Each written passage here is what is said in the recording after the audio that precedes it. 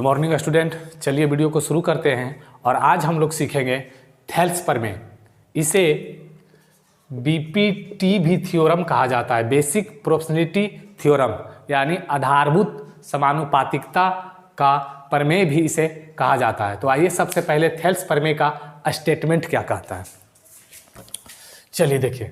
कहता है यदि किसी त्रिभुज की एक भुजा के समांतर, यदि किसी त्रिभुज की एक भुजा के समांतर अन्य दो भुजाओं को भिन्न भिन्न बिंदुओं पर प्रतिच्छेद करने के लिए एक रेखा खींची जाए तो ये अन्य दो भुजाओं को एक ही अनुपात में विभाजित करता है। चलिए अब समझिए, इसको हम क्या करेंगे, सबसे पहले एक त्रिभुज का फिगर बनाएंगे और इसका नाम दे देंगे ABC।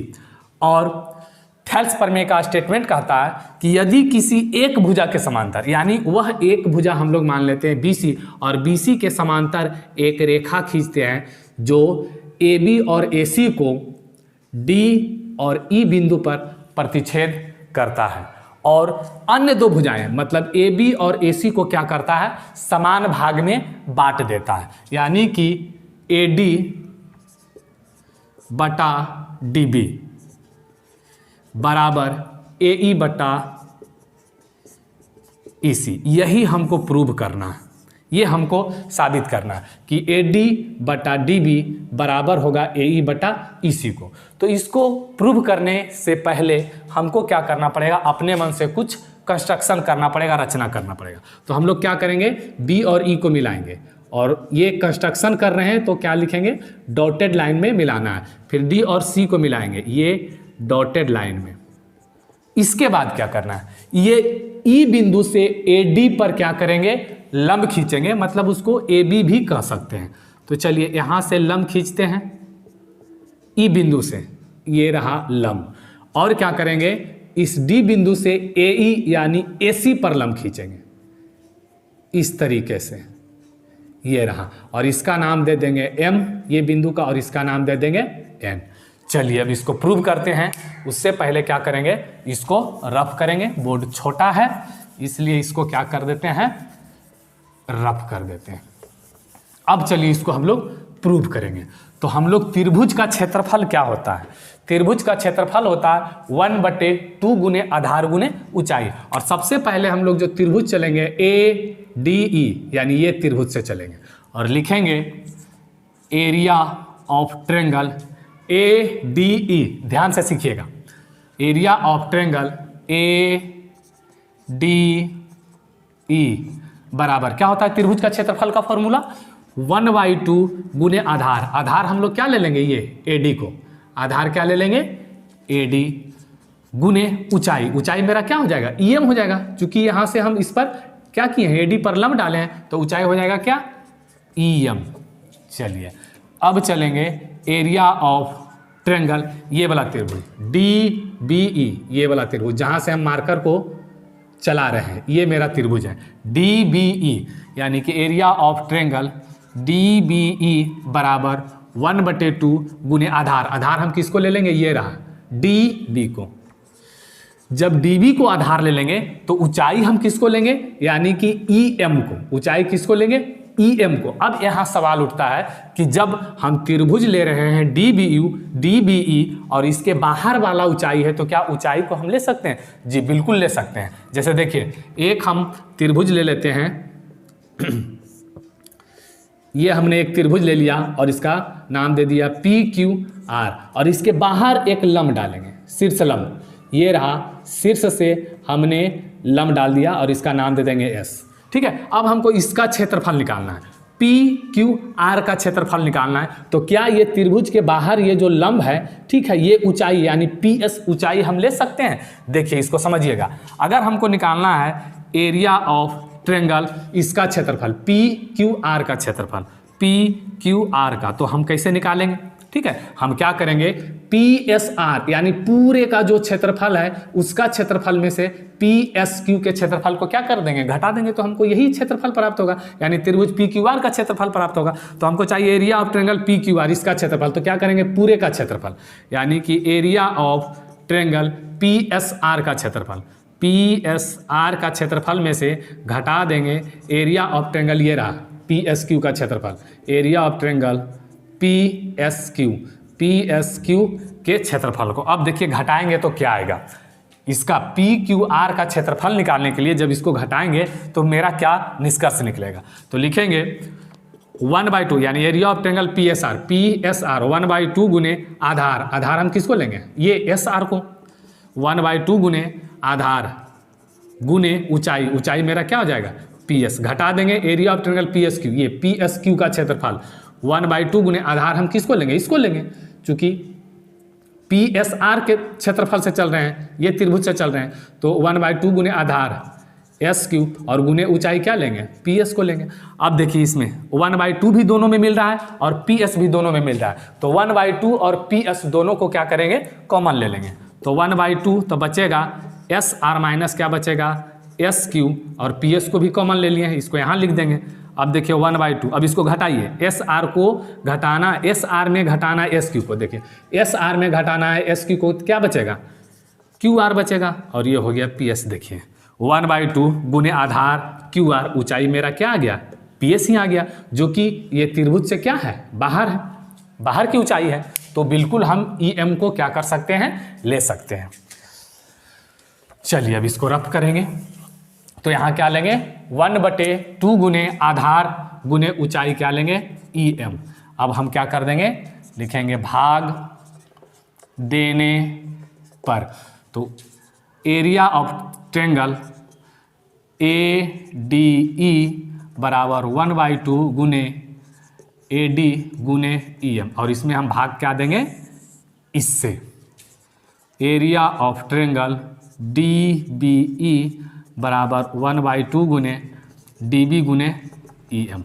अब इससे इससे क्या होगा कैंसिल हो जाएगा, 1/2 से 1/2 कैंसिल होगा, तो बचेगा area of triangle A D E बराबर क्या बचेगा A D by D B, और यहाँ छूट गया, इसको बटा में लिख देंगे area of triangle D B E. ये रहा मेरा समीकरण फर्स्ट। अब देखिए फिर चलेंगे अगेन, फिर हमको क्या चलना है, इसी त्रिभुज में लेना है, ए डी ई में लेना है, लिखेंगे area of triangle A D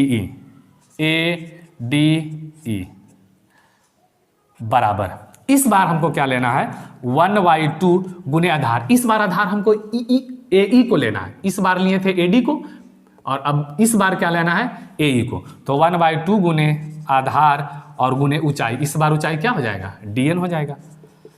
चलिए अब चलेंगे एरिया ऑफ ट्रेंगल, पहले हम लोग लिए थे त्रिभुज डी बी ई, इस बार हमको लेना है ई सी डी, यानी area of triangle E C D का क्षेत्रफल 1/2 गुने आधार, आधार हम किसको लेंगे इस बार इसी को, और गुने ऊंचाई क्या हो जाएगा डीएन हो जाएगा, चूंकि डीएन है जो एसी पर क्या है लंब है, तो डीएन ले लेंगे।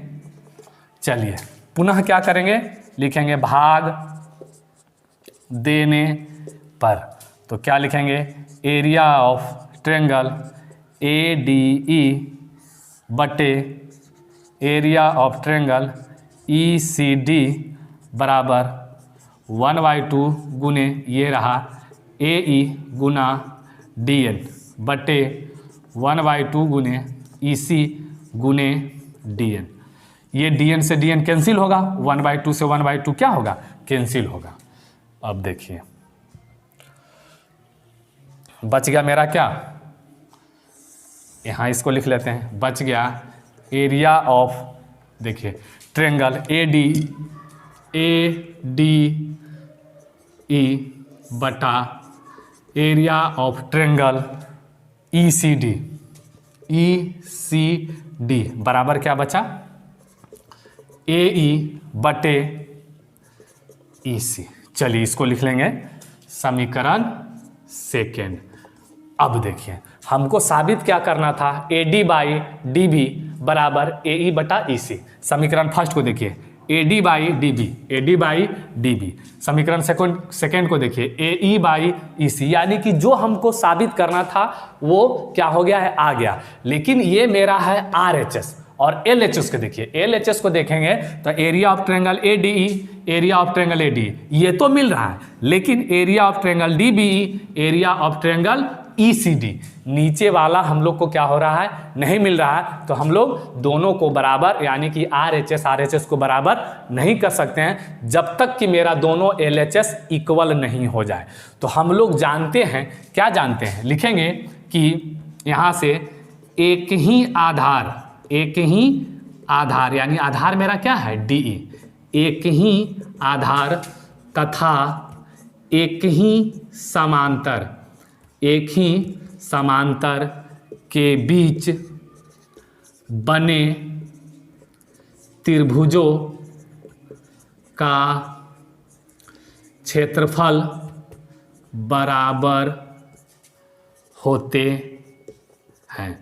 यानी कि एक ही आधार मेरा DE है और एक ही समांतर यहाँ क्या है देख लीजिए, एक ही समांतर जो मेरा दिया हुआ था क्या है DE समांतर क्या था BC, यानी कि आधार दोनों त्रिभुज का DBE और ECD दोनों त्रिभुज का आधार यही है मेरा DE, और एक ही समांतर DE है जो क्या है BC के समांतर है, और दोनों के बीच का जो त्रिभुज का क्षेत्रफल होगा वह दोनों त्रिभुज का क्षेत्रफल क्या होगा बराबर होगा।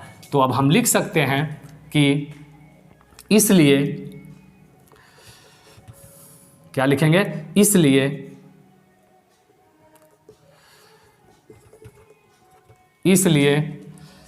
एरिया ऑफ ट्रायंगल, ये देखिए एरिया ऑफ ट्रायंगल DBE बराबर होगा एरिया ऑफ ट्रायंगल क्या ECD के, और इसका नाम दे देंगे समीकरण 3। यानी कि अब तीनों समीकरण को देखेंगे, समीकरण 1st, 2nd और 3rd, ठीक है। अब तीनों समीकरण को देखेंगे तो क्या हो रहा है, तीनों समीकरण से मेरा यानी कि area of triangle DBE, area of triangle ECD, और तीसरा समीकरण को देखेंगे तो इससे क्या हो रहा है, ये दोनों यानी कि त्रिभुज का क्षेत्रफल मेरा क्या हो रहा है बराबर हो रहा है। तो अब हम क्या कर सकते हैं, लिख सकते हैं यहाँ कि समीकरण 1st, 2nd तथा 3rd से, यानी कि ये मेरा क्या हो रहा है, LHS भी क्या हो रहा है इक्वल हो रहा है समीकरण 3rd से।